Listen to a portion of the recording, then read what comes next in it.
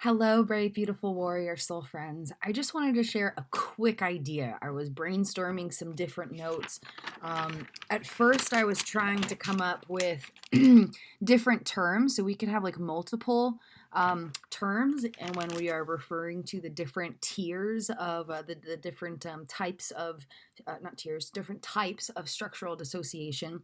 PTSD is primary structural dissociation. CPTSD and BPD, and those ones are secondary structural dissociation, and dissociative identity disorder is tertiary dissociation, structural dissociation. And so it's on a spectrum. It is on a spectrum. That already exists. Our goal with defining multi-conscious mind and dissociative identity is not to replace that spectrum. There's already a spectrum of structural dissociation. We're trying to figure out what these terms mean. And so here's my concept, my working theory. So let me know what you guys think. We're here to brainstorm, so please be kind with the feedback. Other ideas are welcome, but shooting down someone's idea without a suggestion is not welcome. Asking questions is always welcome. Engaging in conversation, engaging in discussion, moving forward with ideas headed in a positive direction that's going to benefit us as a human species as a whole, that kind of thing. That's our goal. So let's stay open, let's stay creative. So this, you can ignore these top doodles. This right here is what we're looking at. So a fully integrated consciousness. You have your consciousness and it communicates out and it's all integrated and it's one whole. And that's with no structural dissociation at all. Primary and secondary structural dissociation are like this, where it's a fragmented consciousness, but they're all still next to each other. And there are 6 bubbles to represent the 6 types of parts we can have: fight, flight, freeze, submit, attach, and going on with normal life self. And so it's not the same as a uniconscious. It's not a fully integrated consciousness, but they're still next to each other. And then this is my little doodle for tertiary structural dissociation, which would be which would also mean multi-conscious mind and dissociative identity.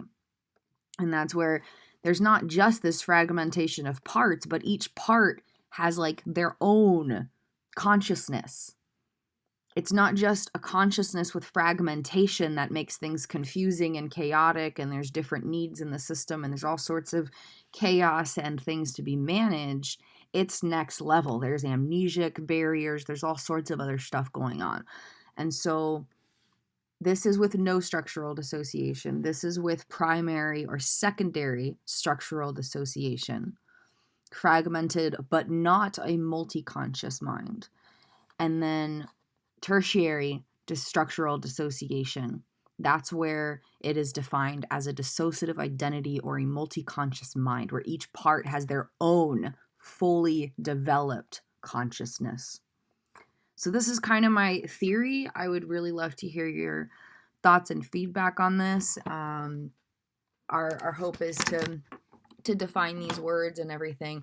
The dissociative identity movement is specifically for dissociative identity disorder.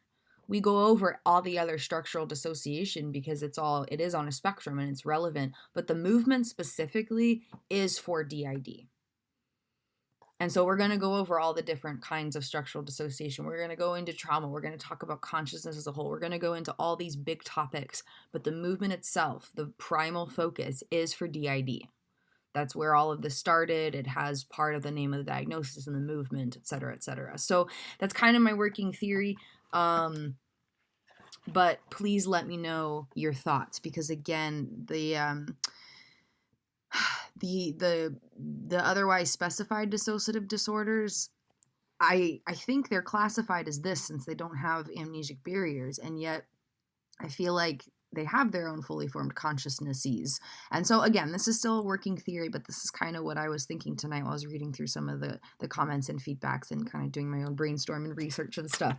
So please let me know what you think. We still have time to discuss this and everything. We're not in a big rush. We want to do this thoroughly and as well as possible, as efficiently as possible, as effectively as possible. I mean, take our time and do it with great detail so that the end result is something that will be good. It's going to be solid. That's what I mean. It'll be a solid thing. It's not just this wishy-washy thing. It'll be this very detailed, very clearly defined thing backed with like research and logical arguments and all the important factual stuff to help things be taken seriously and there to not be this confusion and stuff. So it's all a process. Allow the process to happen, engage in it. Let's keep discussing and brainstorm stuff. And then the other thing, if you have other ideas for words to use, that's what we were brainstorming. We were researching different like different prefixes and stuff like that. If you have any other words that you have an idea, like the one we came up with was bi-brained, two-brained, bi-brained. Instead of a mono-brain or a uni-brain, it's a bi-brain. And so we were just playing with different ideas. Obviously, that one's a little bit silly. But if you have any other term ideas, you know, maybe there's a term that we could use to describe primary and secondary structural dissociation that's different from tertiary structural dissociation, so we can have that validation and everything. If you have any ideas for other terms to play around with, let me know. This is all fun. We're just getting creative. We're getting playful. We're brainstorming. We're coming up with new ideas. Everything's allowed. Everything's welcome. And let's embrace the process of this journey. I love you all. Have a beautiful and blessed day. Namaste, soul friends.